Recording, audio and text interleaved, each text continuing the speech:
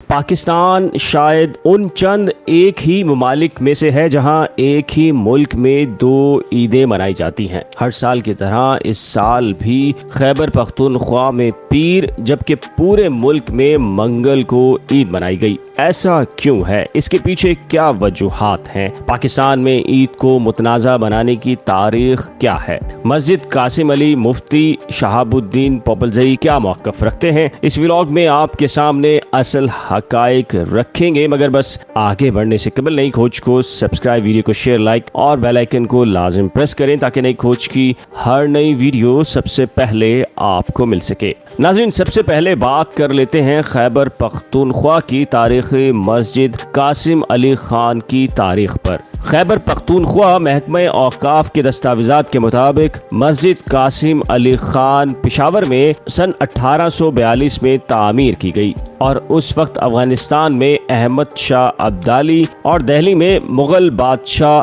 اورنگزیب کی حکومت قائم تھی۔ پشاور میں اس وقت سکھوں کی حکومت تھی۔ مسجد کے خستہ حال ہونے پر کہا جاتا ہے کہ 1941 میں اس کی مکمل تزئین و آرائش کی گئی۔ کہا جاتا ہے کہ مسجد قاسم علی خان کے قریب 3 اور مساجد مغل گورنر مہابت خان نے تعمیر کروائی تھی اور مسجد مہابت خان اور ان کے بھائیوں قاسم علی خان، دلاور خان اور گنج علی خان کے نام سے منسوب کی گئیں۔ لیکن ایک اور روایت کے مطابق قاسم علی خان مغل بادشاہ اورنگزیب کے دور میں ایک افسر کے نام پر بنائی گئی، جبکہ باقی 2 مساجد دلاور علی خان اور گنج علی خان بھی 2 سرکاری افسران کے نام پر بنائی گئیں۔ اگر بات کی جائے پشاور میں پوپلزئی خاندان کی تاریخ پر تو کہا جاتا ہے کہ پشاور میں پوپلزئی خاندان کو با اثر اور اہم خاندان سمجھا جاتا ہے۔ اس خاندان کے ایک اہم رکن عبدالرحیم پوپلزئی سکھوں کے دور میں پشاور کے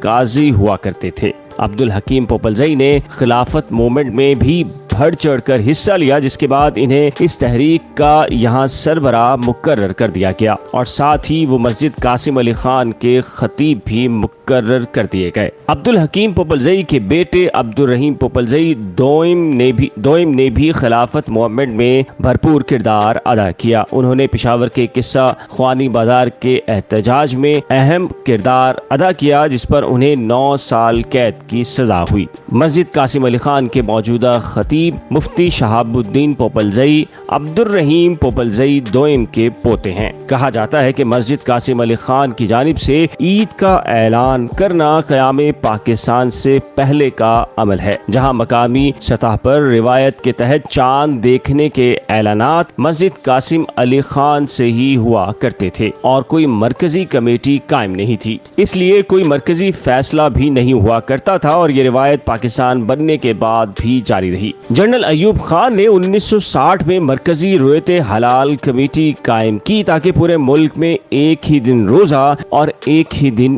عید منائی جا سکے۔ تاہم کہا جاتا ہے کہ ایوب خان کی جانب سے بنائی گئی مرکزی رویت حلال کمیٹی ہمیشہ سے ملک میں ایک ہی دن روزہ رکھنے اور ایک ہی دن عید منانے کے ایجنڈے پر عمل درآمد کروانے میں ناکام رہی۔ کہا جاتا ہے کہ اس کی بنیادی وجہ علماء اکرام کی مختلف فرقوں میں تقسیم ہے، جو اپنی اپنی برتری اور دوسرے کو نظر انداز کرنے کی پالیسی کے تحت کسی متفقہ فیصلے تک پہنچنے میں سب سے بڑی رکاوٹ ہے۔ اس سلسلے میں خیبر پختونخوا میں بسنے والے علماء کا ہمیشہ سے یہ اعتراض رہا کہ اگر خیبر پختونخوا میں چاند نظر آنے کی شہادتیں واضح طور پر پہلے ہی دیکھی جاتی ہیں تو مرکزی رویت ہلال کمیٹی کراچی میں بیٹھنے کے بجائے پشاور میں کیوں نہیں بٹھائی جاتی؟ اس سلسلے میں ماضی کے ساتھ ساتھ عمران خان حکومت نے بھی ملک میں ایک ہی دن عید منانے کی کوششیں کی، مگر علماء اکرام کی جانب سے الگ الگ حصوں میں تقسیم سے پاکستانی ہمیشہ کی طرح آج بھی 2 عیدیں منانے پر مجبور ہیں۔